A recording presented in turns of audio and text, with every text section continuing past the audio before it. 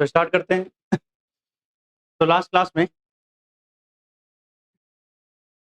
में हमने structure of atom में डिस्कवरी ऑफ इलेक्ट्रॉन पढ़ लिया था।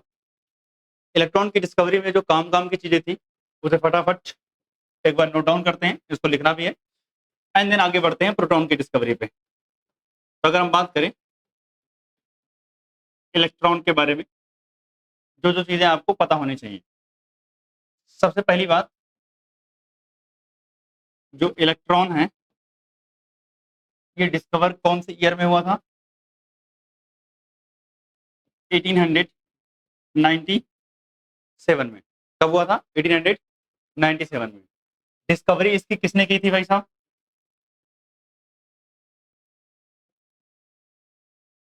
डिस्कवर्ड बाय जे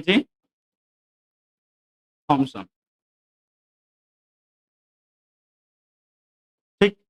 अगर हम बात करें जे थॉमसन ने इसकी डिस्कवरी के लिए जो एक्सपेरिमेंट किया था,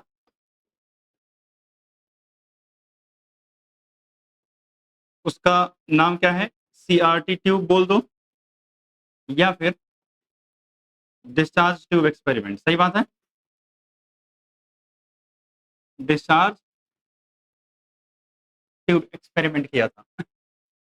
और आपको पता है कि जब इन्होंने ये सब डिस्कवरी की थी तो हमें उस समय मास ऑफ इलेक्ट्रॉन, प्रोटॉन और ई बाई एम रेशियो भी पता था।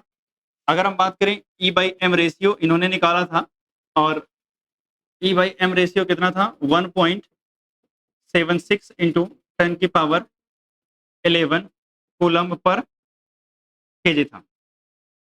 इसके बाद अगर हम बात करें तो मास ऑफ इलेक्ट्रॉन भी इन्होंने कैलकुलेट किया, मतलब इन्होंने नहीं, मतलब आगे चल करके जो है आर ए मिल्कन का एक्सपेरिमेंट हुआ था जिसमें हमें पता चला था। तो मास ऑफ इलेक्ट्रॉन के बारे में अगर हम बात करें तो कितना था? 9.1 इंटू 10 की पावर माइनस 31 केजी।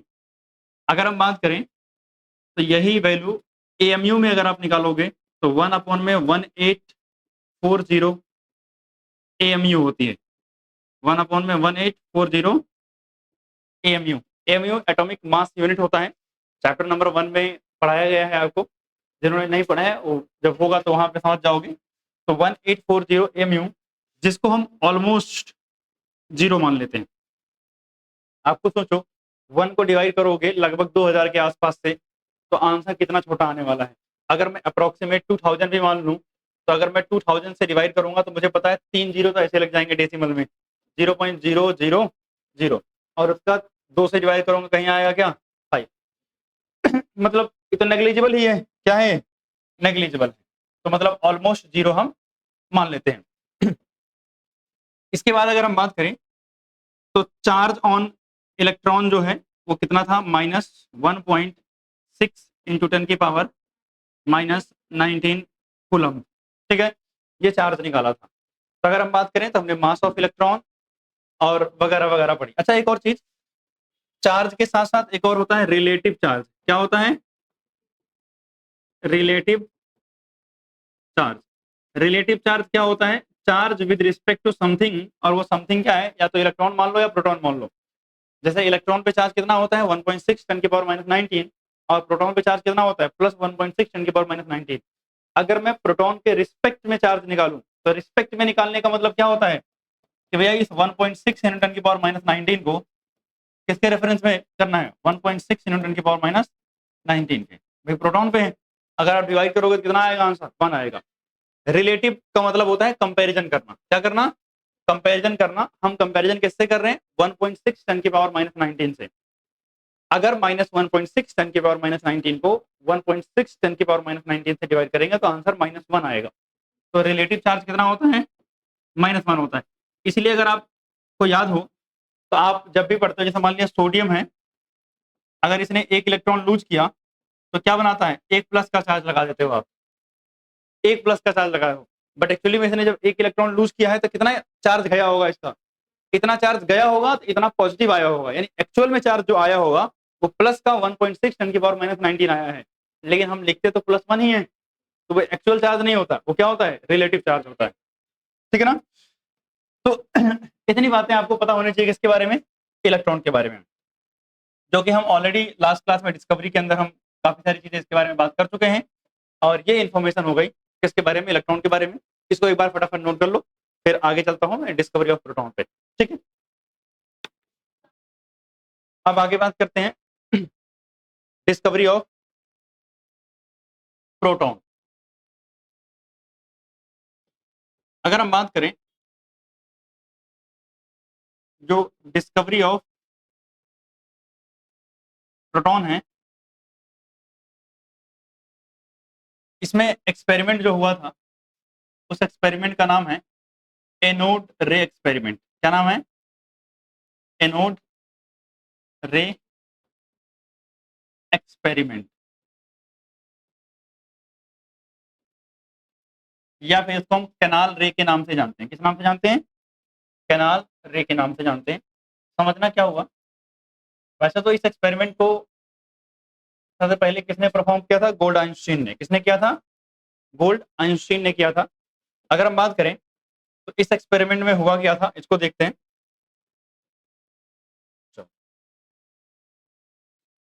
तो इस एक्सपेरिमेंट में सबसे पहले तो सेटअप वही लिया गया जो कि हमने लास्ट क्लास में भी पढ़ा है। हाँ, वही सेम डिस्चार्ज ट्यूब वाला सेटअप लिया गया। बहुत ज़्यादा डायग्राम्स नहीं है, चिंता मत करो।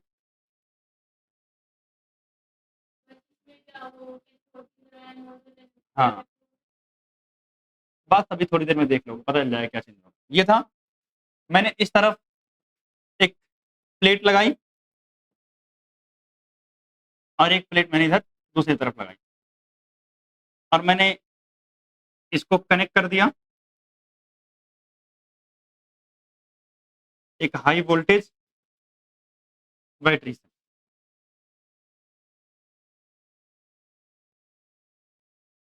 ठीक, अब सुनना इस बैटरी का मैं इधर मान ले रहा हूँ पॉजिटिव टर्मिनल है, इधर क्या है? Negative terminal. तो जिधर पॉजिटिव होता है वो क्या होगा? एनोड होगा। वो क्या होगा? एनोड। तो मैंने मान लिया क्या है ये? एनोड। ये कैथोड है। और इंपॉर्टेंट बात कि इन्होंने जो कैथोड लिया था वो कैथोड था परफोरेटेड कैथोड। कैसा कैथोड? परफोरेटेड, मतलब कैथोड के अंदर ऐसे छोटे छोटे से होल बने हुए थे, ओपनिंग्स, ठीक है ना। इसे हम बोलते हैं परफोरेटेड कैथोड। ये है तो कैथोड, लेकिन कैसा कैथोड है? परफोरेटेड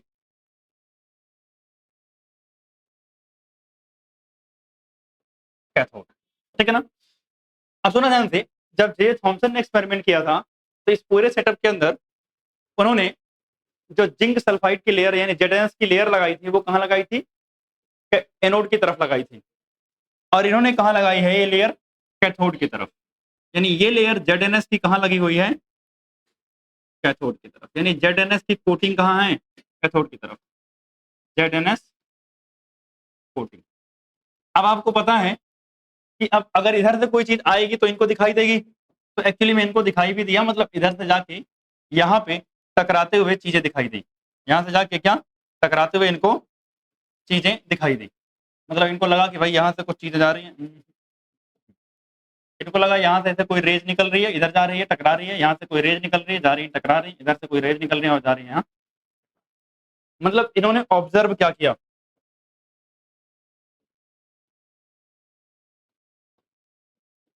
ऑब्जर्वेशन ये था कि भाई सम रेज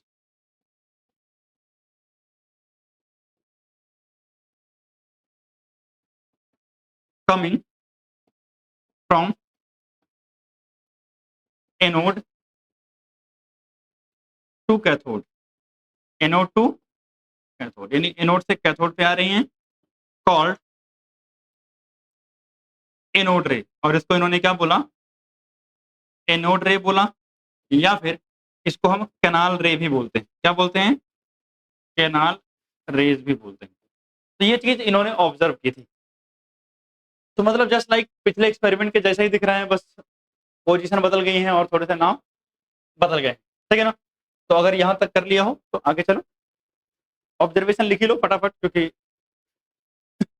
चलते हैं आगे उसके बाद।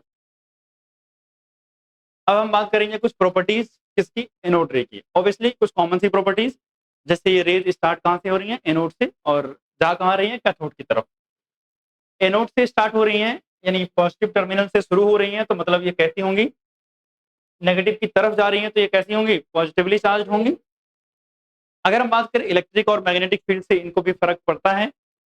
और अगर हम बात करें इन रेज में अगर हम गैस बदल देते थे तो इसका नेचर बदल जाता था। मतलब उससे पिछले वाले में गैस या कौन सी ली है उससे इंडिपेंडेंट था, लेकिन ये इंडिपेंडेंट नहीं है।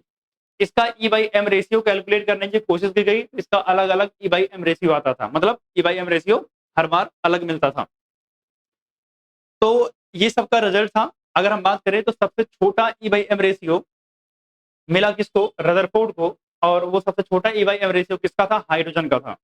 आपको पता है हाइड्रोजन के पास केवल एक ही प्रोटॉन होता है और एक ही इलेक्ट्रॉन होता है। तो अगर हाइड्रोजन अपने इलेक्ट्रॉन को लूज कर दे तो उसके बाद बचेगा क्या, सिर्फ न्यूक्लियस में एक प्रोटॉन बचेगा। तो जो सबसे छोटा ई बाई एम रेशियो मिला था वो किसका मिला था, हाइड्रोजन का मिला था।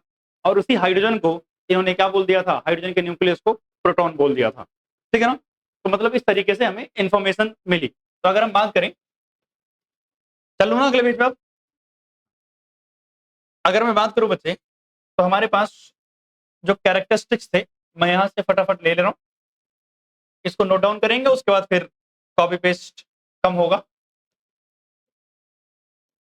ठीक। अगर हम बात करें कैरेक्टरिस्टिक्स से, तो कह रहा है depends on the nature of gas taken in discharge tube. सही बात है। कह रहा दी आर पॉजिटिवली चार्ज थे, और इसका चार्ज बाई मास रेशियो मतलब ई बाई एम रेशियो क्या था, डिफरेंट था फॉर डिफरेंट गैसेस। कह रहा it's behaviour in the magnetic field and electric field बिल्कुल उल्टा था। ये इलेक्ट्रिक और मैग्नेटिक फील्ड से इनको फर्क पड़ता था, लेकिन इसका बिहेवियर क्या था, बिल्कुल अपोजिट, जैसा कि किसका था, इलेक्ट्रॉन का। इसके अलावा जो है स्मॉलेस्ट एंड लाइटेस्ट आयन जो इनको मिला था वो हाइड्रोजन का था, और इसी को इसको इन्होंने क्या नाम रखा था, प्रोटॉन नाम रखा था। क्या नाम रखा था, प्रोटॉन नाम रखा था। अब सोचो डिस्चार्ज ट्यूब के अंदर गैस का नेचर अलग अलग, गैस लेने से अलग अलग बिहेवियर क्यों हो रहा था, आप एक बार खुद सोच के देखो। लेट से मान लिया मैंने क्या ले लिया, हाइड्रोजन ले लिया। क्या ले लिया, हाइड्रोजन। तो आपको पता है जब ये टूटेगा तो क्या बनाएगा, 2H प्लस और एक इलेक्ट्रॉन बाहर कर देगा। अब बताओ इसके न्यूक्लियस में कितने प्रोटॉन हैं, सर एक प्रोटॉन। मैंने मान लिया ऑक्सीजन ले लिया, तो अगर ये टूटेगा तो O2 माइनस बनाएगा और 2 इलेक्ट्रॉन बाहर कर देगा। लेकिन इसके न्यूक्लियस में कितने प्रोटॉन हैं, 8 प्रोटॉन है। भैया इसके न्यूक्लियस में 8 प्रोटॉन, इसके न्यूक्लियस में एक प्रोटॉन, मतलब हर एक गैस के न्यूक्लियस में मौजूद प्रोटॉन्स का नंबर अलग अलग था। तो यहाँ कभी एक साथ में जाकर के 8 प्रोटॉन टकरा रहे हैं, कभी एक प्रोटॉन टकरा रहा है, कभी 10 प्रोटॉन टकरा रहे हैं, कभी 17 प्रोटॉन टकरा रहे हैं, मतलब सबके नंबर क्या हैं, अलग अलग। लेकिन इन केस ऑफ इलेक्ट्रॉन, तो चाहे सोडियम हो, मतलब सोडियम चलो चाहे हाइड्रोजन हो, इसने क्या किया, इलेक्ट्रॉन लूज किया। अगर मान लिया ऑक्सीजन भी हुआ तो इसने क्या किया होगा, 2 इलेक्ट्रॉन लूज किया होगा। भैया दोनों इलेक्ट्रॉन तो अलग अलग होंगे, एक इलेक्ट्रॉन अलग एक इलेक्ट्रॉन अलग। तो हर बार जा क्या रहा है, एक इलेक्ट्रॉन ही तो जाके टकरा रहा है, इसलिए कुछ फर्क पड़ नहीं रहा था। नेचर हर बार क्या आ रहा था, सेम आ रहा था। लेकिन यहाँ फर्क पड़ेगा क्योंकि यहाँ प्रोटॉन न्यूक्लियस में है। अगर आपने गैस अलग ली तो नंबर ऑफ प्रोटॉन्स अलग होंगे और वो जाके स्ट्राइक अलग तरीके से करेंगे। इसका मतलब क्या होगा, बिहेवियर टोटली डिपेंड करेगा कि आपने गैस कौन सी ली है। क्लियर बात। तो इन बातों को भी नोट डाउन करो, फिर आगे चलते हैं। तो अब एक बार समरी लिख लेते हैं किसकी, प्रोटॉन की। तो अगर हम बात करें बच्चे प्रोटॉन की, तो प्रोटॉन के बारे में डिस्क्रिप्शन दिया था 1919 के अंदर, और डिस्कवर्ड बाय रदरफोर्ड। अगर हम बात करें तो जो एक्सपेरिमेंट था उसको हम क्या बोलते हैं, एनोड रे एक्सपेरिमेंट।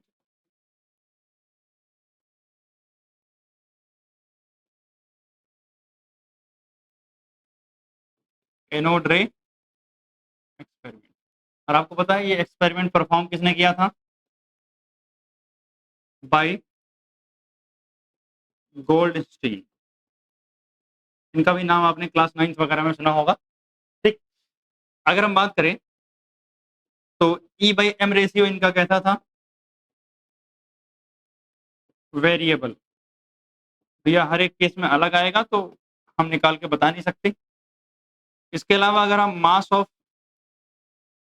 प्रोटॉन की बात करें तो आया था 1.67 इंटू 10 की पावर माइनस 27 kg, जो कि ऑलमोस्ट इक्वल टू हम क्या मानते हैं 1। क्या मानते हैं 1। 1 का मतलब रिलेटिव वाला है वही। अगर आप रिलेटिव देखोगे तो रिलेटिव कितना आएगा 1 आएगा। जैसे आप लिखते हो ना, जब आप कैलकुलेट करते हो मास, जैसे मान लिया आपने कैलकुलेट किया CH4 का मास, किसका CH4 का, तो आप कार्बन का कितना मानते हो 12, हाइड्रोजन कितना मानते हो 1 और 4 हाइड्रोजन है, तो ये जो 12 माने हो तो एक एक प्रोटॉन को क्या कंसीडर किया है, एक कंसीडर किया है, तब जा करके आंसर आया ऐसा, ठीक है ना, क्योंकि ये वाला हम नहीं कैलकुलेट कर रहे हैं, हम ये वाला कर रहे हैं, ठीक है। इसके बाद अगर हम बात करें तो charge on proton is equal to कितना होता है, प्लस का होगा 1.6 इंटू 10 की पावर माइनस 19 कूलम्ब होगा। इसके अलावा अगर हम बात करें तो रिलेटिव चार्ज, कौन सा चार्ज, रिलेटिव चार्ज, अगर रिलेटिव चार्ज वहां प्लस -1 था तो यहाँ कितना हो जाएगा +1 हो जाएगा। क्या हो जाएगा +1 हो जाएगा।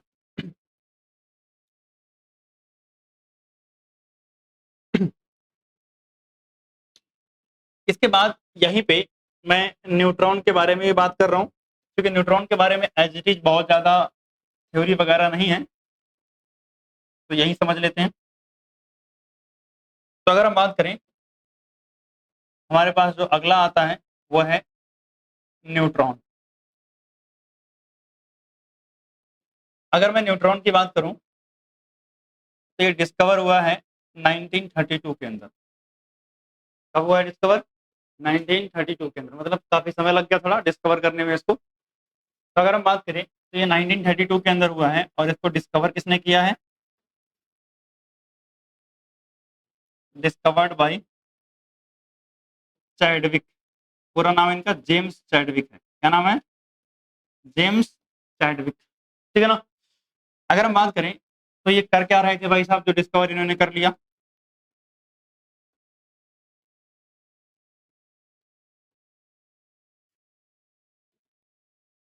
तो ये क्या कर रहे थे, बेरिलियम जो होता है ना, इसका एटॉमिक नंबर कितना होता है 4, और मास नंबर कितना होगा बताओ जल्दी से, बेरिलियम का मास नंबर कितना होता है 8 होता है। कितना होता है मास नंबर इसका, नहीं बेरिलियम है ना, हाँ ठीक है ठीक है 8 होता है। इन्होंने दूसरा क्या लिया था, हीलियम, क्या लिया था हीलियम, इसका 2 और 6। बेरिलियम का मास नंबर 8 नहीं 9 होता है, मेरे को कुछ गड़बड़ लग रहा है, हाँ ठीक है सही बात है 9 होता है, वही कह रहा हूँ। इवन नंबर, ठीक, बेरिलियम का मास नंबर कितना होता है 9, और हीलियम में कितना होता है 2 और 6। अब सुना ध्यान से मेरी बात, इन दोनों की बम्बार्डिंग एक्चुअली करते क्या है कि बेरिलियम के एटम के ऊपर हीलियम से क्या की है, बम्बार्डिंग की है, तो ये दोनों एटम कंबाइन करके एक नया एटम बनाते हैं। तब सोचो, इसका एटॉमिक नंबर 4, इसका एटॉमिक नंबर 2, दोनों कंबाइन करके कितने हो जाएंगे 6, और बनना क्या चाहिए कार्बन, एटॉमिक नंबर कार्बन 6, और एटॉमिक इसका मास नंबर कितना होता है 12।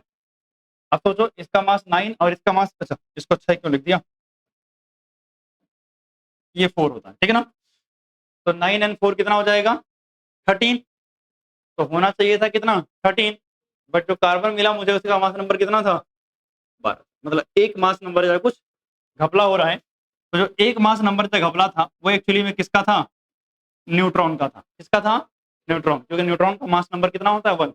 इसके बारे में इन्होंने बहुत कुछ देखा समझा, बट इन्हें कुछ समझ नहीं आया, तो बाद में इन्होंने वो जो एक मास नंबर का घपला करने वाला पार्टिकल है उसका नाम, क्योंकि उस पर कोई चार्ज नहीं था इसलिए बहुत आसानी से डिटेक्ट नहीं हुआ, उसका नाम क्या रखा बाद में, न्यूट्रॉन रखा। तो अगर हम न्यूट्रॉन की बात करें तो न्यूट्रॉन को डिस्कवर जेम्स चैडविक ने किया, यही एक्सपेरिमेंट वो कर रहे थे। और अगर हम बात करें कि न्यूट्रॉन का मास कितना होता है, तो अगर मैं मास ऑफ न्यूट्रॉन की बात करूं तो कितना होता है भैया 1.67 इंटू 10 की पावर -27 kg होता है। जिसको हम ऑलमोस्ट इक्वल टू किसके मानते हैं, 1। आप सोचो 1 यूनिट मास का डिफरेंस वही आ रहा है, ठीक। इसके अलावा अगर आप बात करोगे चार्ज ऑन न्यूट्रॉन, तो चार्ज ऑन न्यूट्रॉन कितना होता है, 0।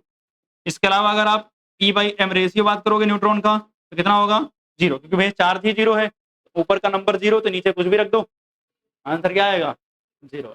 ठीक है, तो ये सब बातें किसके बारे में है, न्यूट्रॉन के बारे में है। ठीक है, अगर आप रिलेटिव चार्ज निकालोगे तो वो भी तो 0 ही आएगा, क्योंकि 0 का मतलब 0 ही है ना। तो अगर आप लिखना चाहो तो लिख लो, बाकी तो होगा 0 ही। रिलेटिव चार्ज ये भी कितना होगा, 0। ठीक, तो ये बात हो गई किसकी, न्यूट्रॉन की। नोट डाउन करोगे इसको। अगर हम जितने भी अभी तक टॉपिक पढ़े हैं, मतलब discovery of proton, electron, neutron, उन सब टॉपिक के बाद एनसीईआरटी ने ऐसे एक टेबल बना रखी है। ठीक है, एनसीईआरटी में टेबल नंबर 2.1, तो बस जितना इस टेबल में है उतनी इंफॉर्मेशन आपको है, तो बस आपका काम हो जाएगा। जैसे इलेक्ट्रॉन, इलेक्ट्रॉन का सिंबल क्या होता है, ई होता है, और इस पे एब्सोल्यूट चार्ज मतलब एक्चुअल में चार्ज कितना होता है, 1.6 इंटू 10⁻⁻19 कूलम, और रिलेटिव चार्ज कितना होता है, -1 होता है। वैसे ही अगर हम बात करें इसका मास 9.1 10⁻31 केजी होता है। अगर आप इसका मास एएमयू में निकालोगे तो ये आंसर आएगा, इसी को हम बोलते थे ना 1/1840, ठीक है ना। और अगर अप्रोक्सीमेट निकालोगे तो कितना आ जाएगा, 0 आ जाएगा। वैसे ही अगर हम प्रोटॉन की बात करें तो इसका सिंबल पी होता है, और इसका चार्ज जो है प्लस का 1.6 10⁻19 कूलम होता है। रिलेटिव निकालोगे कितना आएगा, +1 आएगा। और अगर हम बात करें मास का तो 1.672 इंटू 10⁻27, और अगर आप रिलेटिव मास तो एग्जैक्टली वैल्यू ये आती है, बट जिसको हम अप्रोक्सीमेट करके कितना मान लेते हैं, 1 मान लेते हैं। न्यूट्रॉन का सिंबल एन होता है, एब्सोल्यूट चार्ज 0, रिलेटिव चार्ज भी 0। मास देखोगे 1.74, आप देख रहे हो 7472, तो मतलब न्यूट्रॉन कंपैरेटिवली जो प्रोटॉन है उससे हैवियर होता है, बट बहुत ज्यादा डिफरेंस नहीं है, इसलिए दोनों को क्या मानते हैं, सेम ही मानते हैं। इसका भी लगभग कितना आएगा, 1 आएगा। ठीक, तो ये टेबल इंपॉर्टेंट है। वैसे आपको पता है इस टेबल में लिखी हुई सारी बातें मैंने ऑलरेडी लिखवा दी हैं। ठीक, तो बस आप रेफर कर लोगे, मतलब लिख लोगे कहीं कि टेबल नंबर एनसीईआरटी में 2.1 है, जो आप देख सकते हो। बाकी आपने जो है टॉपिक जितना भी था वो मैंने कवर करा दिया है। अगर इसके बाद की टॉपिक की बात करूं मैं, तो शुरू होता है एटॉमिक मॉडल्स। क्या शुरू होते हैं, एटॉमिक मॉडल्स। अच्छा, एक चीज और, एटॉमिक मॉडल स्टार्ट करने से पहले मैं एक चीज बताना चाह रहा हूँ, अल्फा पार्टिकल लिख लो। ये भी एक छोटा सा टॉपिक लिखोगे, क्या, अल्फा पार्टिकल्स। ये रदरफोर्ड के एक्सपेरिमेंट में इस्तेमाल होगा। आपको मैं बता दे रहा हूँ कि क्या होते हैं अल्फा पार्टिकल।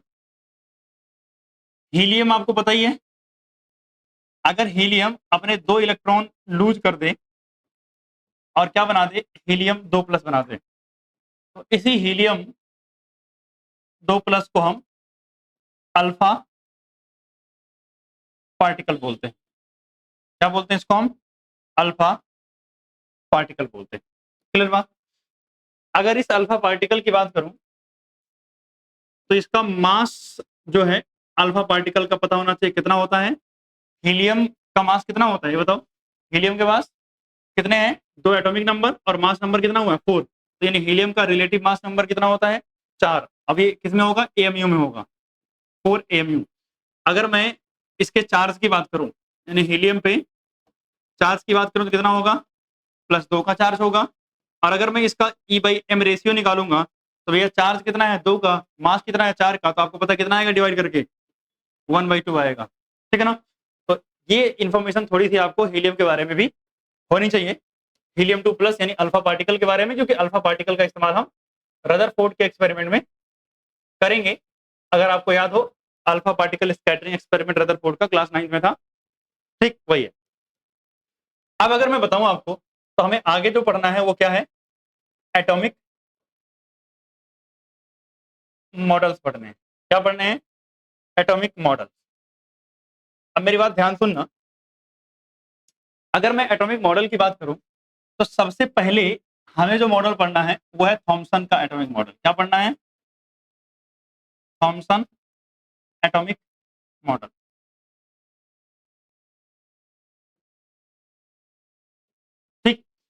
थॉमसन का एटॉमिक मॉडल, जैसे थॉमसन ने इलेक्ट्रॉन की डिस्कवरी की थी ना, तो जब उसने इलेक्ट्रॉन की डिस्कवरी की तो उसने कौन सा मॉडल रिजेक्ट कर दिया था? डाल्टन का मॉडल। सबसे पहला मॉडल आपको पता है डाल्टन एटॉमिक मॉडल था।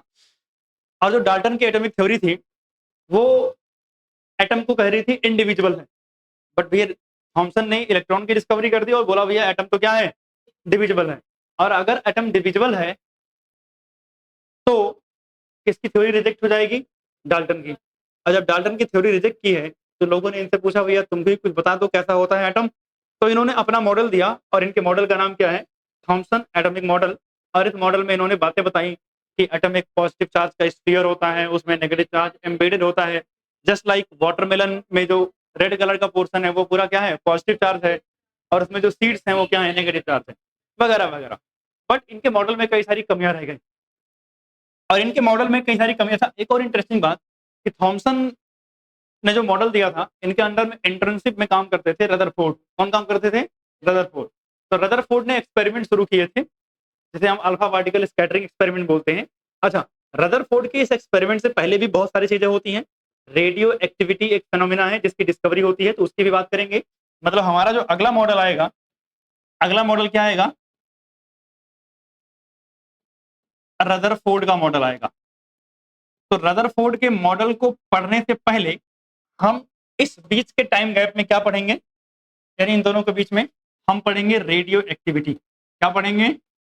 Radio activity. कि भैया रेडियो एक्टिविटी क्या होती है, इसकी डिस्कवरी कैसे हुई, थोड़ा सा बेसिक आइडिया लेंगे। रेडियो एक्टिविटी पढ़ेंगे और एक्सरे की डिस्कवरी, यानी एक्सरे की डिस्कवरी कैसे हुई इसके बारे में पढ़ेंगे। ये कहाँ आएगा? Just before the Rutherford model. अब रदरफोर्ड ने स्कैटरिंग एक्सपेरिमेंट किया, उसको पता चला कि भैया एटम में न्यूक्लियस नाम की कोई चीज होती है, और उस न्यूक्लियस के अंदर सारा का सारा पॉजिटिव चार्ज होता है, और इलेक्ट्रॉन रिवॉल्व करते हैं in a circular orbit, just like sun के अराउंड प्लेनेट रिवॉल्व करते हैं। ठीक है ना? तो रदरफोर्ड ने मॉडल दिया, बट आगे चल करके रदरफोर्ड के मॉडल पे भी कई सारे क्वेश्चन खड़े हुए और रदरफोर्ड का मॉडल भी रिजेक्ट हो गया। जब रदरफोर्ड का मॉडल रिजेक्ट होता है तो एक भाई साहब आते हैं बोर्स मॉडल लेकर के, मतलब बोर भाई साहब आए कौन सा मॉडल लेके? Bohr's model. अब बोर्स का मॉडल आने से पहले इस बीच में भी बहुत सारी चीजें होंगी। क्या क्या होंगी? सबसे पहली इवेंट जो इस बीच में होगी वो क्या है? EM wave theory. EM wave theory, हाँ, electromagnetic wave theory. Electromagnetic wave क्या होते हैं? और इस थ्योरी में मैक्सवेल नाम के एक साइंटिस्ट ने दिया था, और उन्होंने क्या बताया था? मेनली इन्होंने ही रदरफोर्ड के मॉडल में कमियां भी निकाली थी। उसका ईएम वेव थ्योरी के बाद हम पढ़ेंगे प्लैंक क्वांटम थ्योरी। क्या पढ़ेंगे? Planck quantum theory. और प्लैंक क्वांटम थ्योरी के साथ साथ में हम यहाँ तीसरा पढ़ेंगे फोटो इलेक्ट्रिक इफेक्ट। क्या पढ़ेंगे? Photo electric effect. और फोटो इलेक्ट्रिक इफेक्ट के साथ साथ चौथा हम पढ़ेंगे ब्लैक बॉडी रेडिएशन। क्या पढ़ेंगे? Black body radiation. और जब ये सब पढ़ लेंगे तब हम पहुंचेंगे कहां पर? बोर्स के मॉडल पे। कहां पहुंचेंगे? बोर्स के मॉडल पे पहुंचेंगे। ठीक है ना? जब बोहर का मॉडल पढ़ेंगे तो बोहर के मॉडल में कुछ कमियां निकलेंगी। इसके बाद हम आएंगे एक नए मॉडल पर जिसका नाम है क्वांटम मैकेनिकल मॉडल। क्या नाम है? Quantum mechanical model. अच्छा, ये जो बीच का टाइम गैप होगा, इस टाइम गैप में भी हम बहुत सारी चीजें जानेंगे। एक तो हम हाइड्रोजन स्पेक्ट्रम सीखेंगे। क्या सीखेंगे? वैसे तो हाइड्रोजन स्पेक्ट्रम बोहर मॉडल से ही कनेक्टेड है, तो यहाँ हम हाइड्रोजन स्पेक्ट्रम देखेंगे। हाइड्रोजन